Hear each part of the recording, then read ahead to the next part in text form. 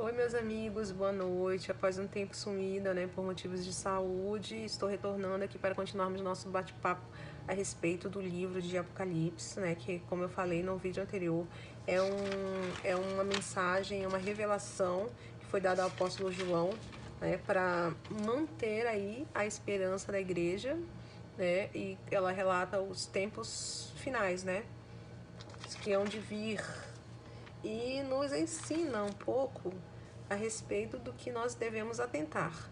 A primeira parte do livro de Apocalipse, ela está relacionada às revelações que foram feitas, às cartas às igrejas, às 7 igrejas da Ásia Menor. Então, antes de falar um pouco a respeito da primeira carta, da sequência da leitura do livro de Apocalipse, que é a carta à igreja de Éfeso, eu vou falar um pouco do contexto histórico dessa cidade, que foi uma das maiores cidades do Império Romano. Ela era a segunda maior cidade, era considerada a segunda maior cidade do Império Romano. Ela era muito próspera, possuía um forte comércio marítimo e rodoviário, era o centro da indústria têxtil e era muito conhecida pelos seus vinhos e pelo seu perfume. E tanto que ela era tão próspera que ela foi declarada como centro administrativo da província da Ásia. Isso lá no século I, Então, essa carta ela foi escrita no final do século I depois de Cristo. A cidade de Éfeso ela possuía grandes monumentos de adoração, aos deuses pagãos, sendo que o mais conhecido era o templo dedicado à deusa Artemis, ou também conhecido como Diana, que eles consideravam como sendo a deusa da fertilidade, da caça e do meio ambiente. O templo que era dedicado a Diana, ele tinha cerca de 80 metros de comprimento e 50 metros de largura. Foi o maior templo encontrado pelos arqueólogos, Lá também foram encontrados grandes palácios romanos, incluindo casas de banho, de mármore, com muitos quartos. Também a biblioteca de Éfeso. Lá tem um grande cemitério de gladiadores. Então lá eles tinham um teatro de Éfeso, ele tinha capacidade para mais ou menos 25 mil pessoas. Tanto quanto a Ágora, A Ágora de Éfeso, que também é um ponto turístico. A Ágora, o que é a Ágora? A Ágora, ela é o nome que se dava às praças públicas, as praças públicas na Grécia Antiga, onde ocorriam reuniões entre os gregos, principalmente os atenienses. Eles discutiam sobre assuntos relevantes à polis, a cidade. Então falavam sobre obras públicas, sobre leis, sobre política. Lá eles também podiam votar, e também era um local onde podia acontecer eventos religiosos, cerimônias.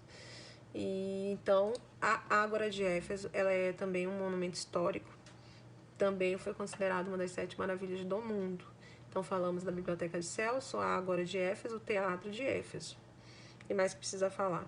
Então eles tinham suntuosos santuários religiosos, espaçosos teatros, prédios elegantes, e tudo isso deram a Éfeso um lugar integral ali na vida cultural de toda aquela região. Uma coisa interessante de se falar é que o apóstolo Paulo ele trabalhou em Éfeso na primeira metade do século I, pregando o evangelho, ele e o apóstolo João. O centro comercial de Éfeso era um centro de indústria têxtil e era conhecida por seu vinho e seu perfume. Era um lugar para encontros informais. Embora fosse muito comum os cultos pagãos, dedicados à deusa Artemis, para os gregos chamavam de Artemis, e para os romanos ela era conhecida como a deusa Diana, Éfeso foi o lugar onde o evangelho mais se difundiu, Só recapitulando aqui. No monumento de culto aos imperadores, um dos que a gente pode destacar é do imperador Augusto, que era o filho adotivo de Júlio César, e esse monumento é conhecido como Portal de Éfeso. Até hoje também tem as ruínas lá que podem ser visitadas. Possuía também o Templo Imperial, que era o templo que era dedicado a Flávio Domiciano, e a sua família, o Vespasiano, Titus, ao próprio Domiciano e a sua esposa. Como falei, ela tinha grandes monumentos, grandes palácios, construções, armazéns, e a cidade de Éfeso eles possuíam um nível moral bem baixo. Por quê? Porque o templo que era dedicado à deusa Artemis, Diana, ela, por ser considerada a deusa da fertilidade, era um local onde ocorriam assim várias ações libertinas, né? Então eles tinham um comportamento muito promíscuo no templo e era pior do que o comportamento dos animais, né? Segundo os estudiosos. Lá em Éfeso possuía também um monumento em homenagem ao imperador Domiciano, que foi o imperador que exilou João Evangelista lá na ilha de Patmos, né? E foi um dos mais tiranos perseguidores dos cristãos. Então, ao mesmo passo que Éfeso tinha muita adoração a deuses pagãos, foi um local onde o cristianismo mais se difundiu. O capítulo 1 de Apocalipse, ele fala um pouco da dedicatória das cartas às 7 igrejas, né? João às 7 igrejas que se encontram na Ásia.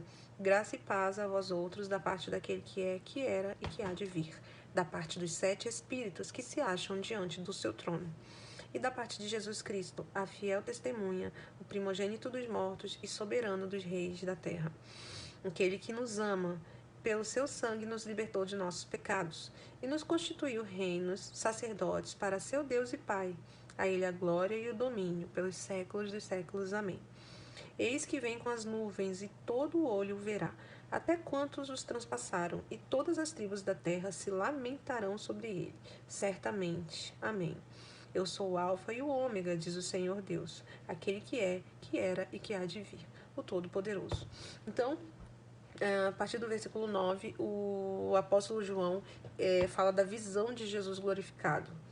Aqui, ó. Eu, João, irmão, vosso companheiro na tribulação, no reino e na perseverança em Jesus, achei-me na ilha chamada Patmos, por causa da palavra de Deus e do testemunho de Jesus. Quem mandou prender, exilar o apóstolo João em Patmos foi o imperador Domiciano. Achei-me em espírito no dia do Senhor, e ouvi por detrás de mim grande voz como de trombeta, dizendo: em que escreve livro e manda às 7 igrejas: Éfeso, Esmirna, Pérgamo, Tiatira, Sardes, Filadélfia e Laodiceia. Voltei-me para ver quem falava comigo, e voltado vi 7 candeeiros de ouro, e no meio dos candeeiros um semelhante ao filho de homem, com vestes talares e cingido à altura do peito com uma cinta de ouro. A sua cabeça e cabelo eram brancos como a alva lã, como neve, os olhos como chama de fogo, e os pés semelhantes aos bronze polido, como que refinado numa fornalha, a voz como a voz de muitas águas.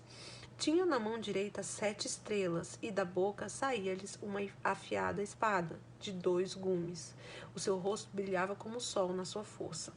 Quando o vi, eu caí a seus pés como morto. Porém, ele pôs sobre mim a mão direita, dizendo: não temas, eu sou o primeiro e o último, e aquele que vive. Estive morto, mas eis que estou vivo pelos séculos dos séculos, e tenho as chaves da morte e do inferno. Escreve, pois, as coisas que viste, e as que são, e as que hão de acontecer depois destas. Quanto ao mistério das 7 estrelas, que vistes na minha mão direita, e aos 7 candeeiros de ouro, as 7 estrelas são os anjos das 7 igrejas, e os 7 candelabros são as 7 igrejas. Então, no final do capítulo 1, antes de começar a carta à igreja de Éfeso, o anjo explica, né, o mistério das 7 estrelas na mão direita, que são os anjos das igrejas, e os candelabros, que são as igrejas. Então, quando eu ler aqui, vocês já vão saber fazer a referência. Então, entrando aqui, carta à igreja de Éfeso. Ao anjo da igreja em Éfeso escreve: estas coisas diz aquele que conserva na mão direita as 7 estrelas e que anda no meio dos 7 candeeiros de ouro. Conheço as tuas obras, tanto o teu labor como a tua perseverança, e que não podes suportar os homens maus, e que puseste à prova os que a si mesmos se declararam apóstolos e não são, e os achaste mentirosos, e tens perseverança, e suportastes provas por causa do nome, e não te deixastes esmorecer. Tenho, porém, contra ti que abandonastes o teu primeiro amor. Lembra-te, pois, de onde caístes. Arrepende-te e volta à prática das primeiras obras. E se não, venho a ti e mover-te-ei do seu lugar, e moverei do seu lugar o teu candeeiro, caso não te arrependas. Tens, contudo, a teu favor que odeias as obras dos nicolaítas. Eu vou explicar quem eram os nicolaítas, as quais eu também odeio. Quem tem ouvidos, ouça o que o Espírito diz às igrejas. Ao vencedor, dar-lhe-ei que se alimente da árvore da vida, que se encontra no paraíso de Deus. Amém. Essa foi a carta enviada à igreja de Éfeso. Analisando essas cartas enviadas às igrejas, é importante falar, né, os estudiosos têm visto que ela começa com uma saudação, uma identificação, né, da forma como Jesus se apresenta, e aí ela faz uma repreensão à igreja e, por fim, faz um elogio. A igreja de Éfeso, ela é considerada a igreja desejável. A característica marcante da igreja de Éfeso era a sua intolerância à heresia. Quanto à doutrina, ela era muito ortodoxa e implacável. Mas quanto à prática, né, da escritura, ela era um pouco fria e seca. A carta à igreja dos Efésios nos ensina que a ortodoxia, uma vez praticada sem amor, esfria e mata a verdadeira espiritualidade. Não podemos, a pretexto de zelar pela verdade, desconsiderar o cultivo de uma profunda espiritualidade banhada em amor. A nossa mensagem deve tocar mentes e corações, assim como o Senhor requeriu da igreja de Éfeso. Devemos voltar ao primeiro amor e encharcarmos-nos no evangelho da graça de Deus. Era uma igreja que era rica em obras e pobre em amor. Então ela não se lembrava do primeiro amor. Então a exortação, a repreensão desta carta diz assim: arrepende-te e pratica as primeiras obras, deixastes o teu primeiro amor. Então não adianta ter muitas obras, né, para o reino de Deus, para a igreja, né, e não ter amor ali, você não colocar o seu amor naquilo que você está fazendo, você fazer de uma maneira automática ou de uma maneira de obrigação. A palavra de Deus diz que tudo que nós fizermos, nós devemos fazer como se fosse para Deus. Por quê? Porque quando você vai se prostrar ali ao nosso Salvador, ao Deus onipotente e poderoso, se você vai fazer alguma coisa para Deus, você vai fazer com amor. Então ela nos ensina, a palavra nos ensina que nós devemos fazer tudo como se fosse para Deus. E aqui, ó, amar é a mais elevada das obras. Então, não há obra tão elevada quanto a amar a Deus. Amar a Deus, né? E amará o próximo. Diz aqui, ó, amarás, pois, o Senhor teu Deus de todo o teu coração, de toda a tua alma e de todo o teu poder. Lá em Deuteronômio, capítulo 6, versículo 5. Há crentes que se limitam a amar apenas as bênçãos. Não digo só amar as bênçãos, muitos também fazem apenas pelo temor, cumprir tabela ali com medo de ir para o inferno. Isso é uma crítica minha, né, que eu entendo dessa maneira. Se você pratica suas obras na sua igreja, né, exerce a sua religiosidade apenas por medo, lógico, nós temos que ter temor a Deus, nós temos que ter temor do fogo eterno, né, inextinguível, que vai queimar pelos séculos dos séculos, é assim que a palavra de Deus diz. Mas nós temos que fazer as coisas por amor, como se fosse para Deus. Tudo que você for fazer como se fosse para Deus. Então você não pode se limitar a amar apenas as bênçãos, né? O amor a Deus, o amor ao próximo, colocar amor em tudo que você faz. Há outros que mesmo sem as bênçãos amam o abençoador. Então você não tem a bênção, mas você reconhece a grandeza de Deus e dá graças, né? A Bíblia nos diz, a tudo dai graças. E assim nós devemos agir, tanto na alegria quanto na tristeza, né? Todo momento difícil que nós enfrentamos, ele nos traz um aprendizado, né? Uma lição. E é um momento onde nós temos a oportunidade de nos aproximarmos ainda mais do nosso Salvador. E é o momento em que nosso Senhor Jesus Cristo se faz mais presente. Por quê? Porque Ele nos fortalece em nossa fraqueza. A pergunta é, como voltar ao primeiro amor? A resposta vem do próprio Cristo. Lembra-te, pois, de onde caístes e arrepende-te e pratica as primeiras obras. Então, quando você começa a colocar ali o teu coração, você começa a fazer uma coisa nova, você coloca o seu coração. Então você tem aquela empolgação, né, aquela vontade de fazer. E eu acredito que seja essa a interpretação do primeiro amor que a carta está fazendo essa repreensão, para que os irmãos, a igreja, ela volte a agir com o primeiro amor, com aquela empolgação, com aquela vontade de fazer, né, com aquela alegria. Lembra-te de onde caiu. Também para nós lembrarmos dos nossos erros, né, dos pecados que nós cometemos, que nos causam morte espiritual, que nos causam mal, né, marcas em nosso espírito. Então aqui a Bíblia nos exorta a lembrar de onde nós caímos e nos arrependermos, né? Vamos ver aqui o que mais. Então, por que a igreja de Éfeso tinha um perfil desejável? A igreja de Éfeso, ela era conhecida porque ela tinha muitas obras, ela guardava a palavra, né, com todo zelo, ela era obreira, ela era dinâmica, ela tinha um preparo teológico muito firme, tanto que eles corrigiam, né, através do seu testemunho, confrontavam aqueles que se diziam apóstolos, como está escrito lá no Apocalipse 2:2, né? Eles mostravam quem eram os falsos cristãos. Aqui, ó.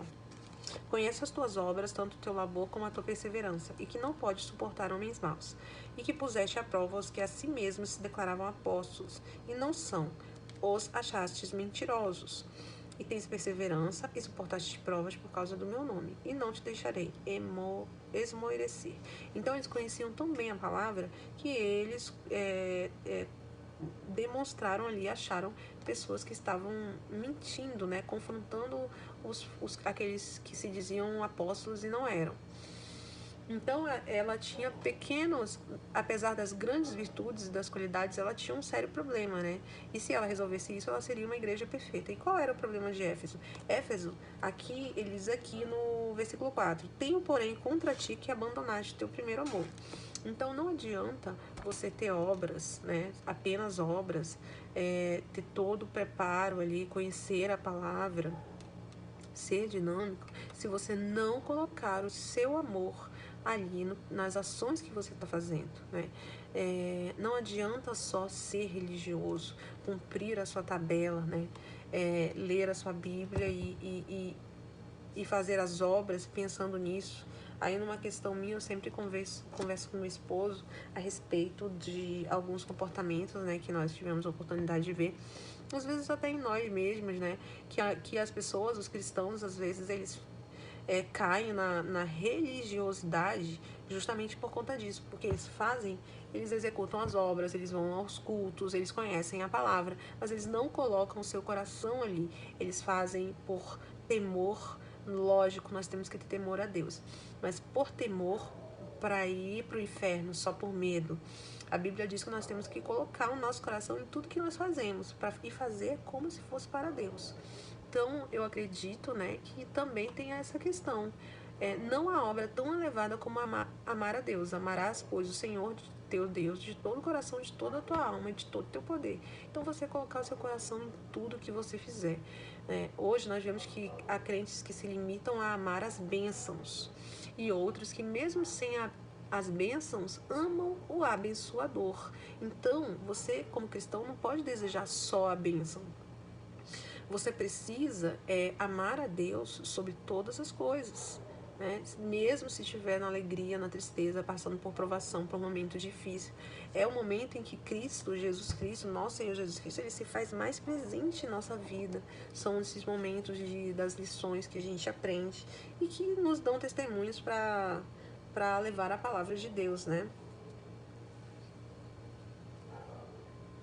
É interessante falar que as igrejas, elas são como as pessoas, né? Não há duas iguais. Cada uma tem a sua própria personalidade, forma, tamanho, possui suas próprias forças, as suas fraquezas, e elas vivem também em lugares diferentes.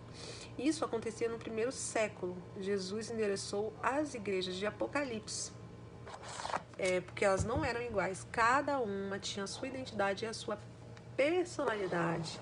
Consequentemente, o que Jesus tem a dizer a cada igreja é algo singular. Então, eu penso também que a igreja, nós como igreja de Cristo, nós temos que nos reavaliar e avaliar em que momento que nós estamos, como que nós estamos agindo. Nós estamos como a igreja de Éfeso, né? ou como as outras igrejas, que eu vou explicar mais lá na frente. Então, cada carta ela segue um padrão comum. O cenário, né, em primeiro lugar, Jesus identifica cada igreja pela cidade em que se localiza. O remetente, cada carta tem uma descrição única de Jesus, né? Cada uma ajusta-se apropriadamente às necessidades de cada igreja. Tem as virtudes, onde o Senhor elogia cada igreja, exceto Laodiceia, pelo serviço particular que lhe presta. E o pecado, cada igreja é alertada, repreendida algumas vezes severamente por causa do seu compromisso com o mundo. Há duas exceções, Esmirna e Filadélfia, que são as mais perseguidas. Então, voltando aqui para o resumo da carta à igreja de Éfeso, ela que tem o perfil da igreja desejável, né? Como que o nosso Senhor Jesus Cristo se apresentou? Ele se apresentou como aquele que tem na sua mão as 7 estrelas. Quem são as 7 estrelas? São os 7 anjos das 7 igrejas.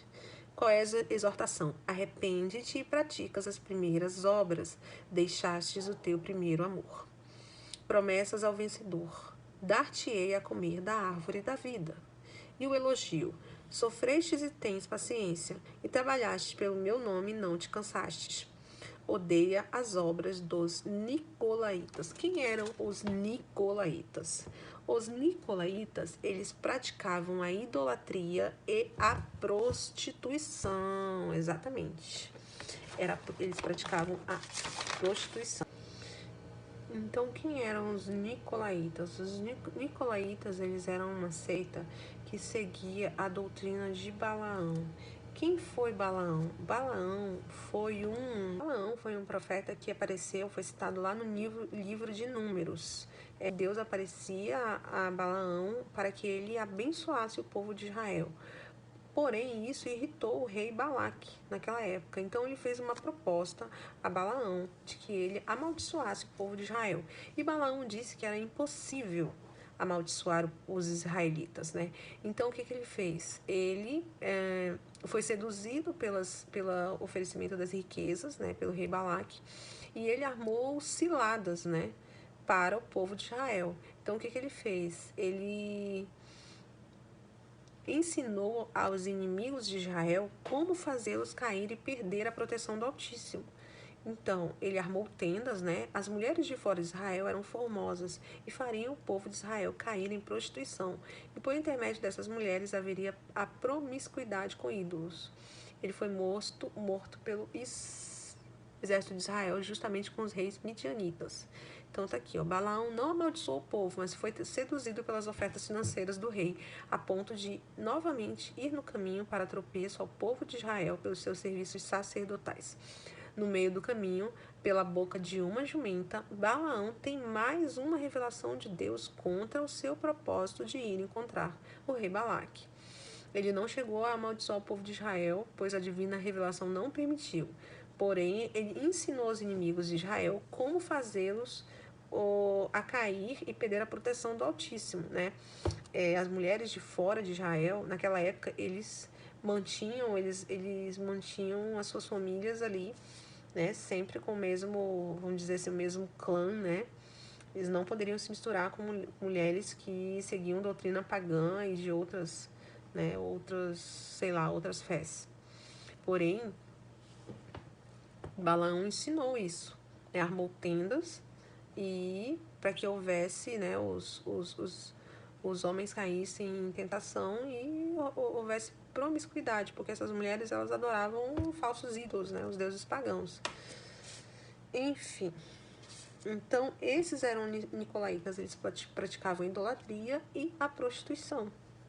Então esse era o elogio à igreja de Éfeso, porque Éfeso odiava as obras dos nicolaítas. Não tem mais muitas coisas. Então a carta termina assim: quem tem ouvidos, ouça o que o Espírito diz às igrejas. Ao vencedor darei de comer a árvore da vida, colocada no paraíso de Deus. Então aparece uma saudação do nosso Senhor Jesus Cristo, como ele se apresenta, ele faz a exortação e ele faz um elogio à igreja, certo? Isso era o que eu tinha para falar a respeito da igreja de Éfeso. Eu não sei se ficou um pouco confuso, né? Mas aí a recompensa, né? Diz aqui: ao vencedor dar-lhe-ei que se alimente da árvore da vida e que se encontra no paraíso de Deus. Então nós devemos procurar aqui atentar para essa mensagem que foi passada na carta de Éfeso, é que nós devemos colocar amor em tudo que fizermos para Deus. Não fazer de forma automática, né? Por obrigação, para cumprir tabela, para mostrar para os outros que você está fazendo as coisas, mas você fazer toda e qualquer ação de coração, com o seu primeiro amor, né? Perseverar. A igreja de Éfeso também, ela suportou as provações, né? Por causa do nome, não se abateu, não se esmoreceu. Então essa é o contexto e a história e o resumo da carta à igreja de Éfeso. Então, que vocês fiquem na paz de Deus, tenham uma semana abençoada e eu espero que vocês tenham gostado dessa primeira parte, tá?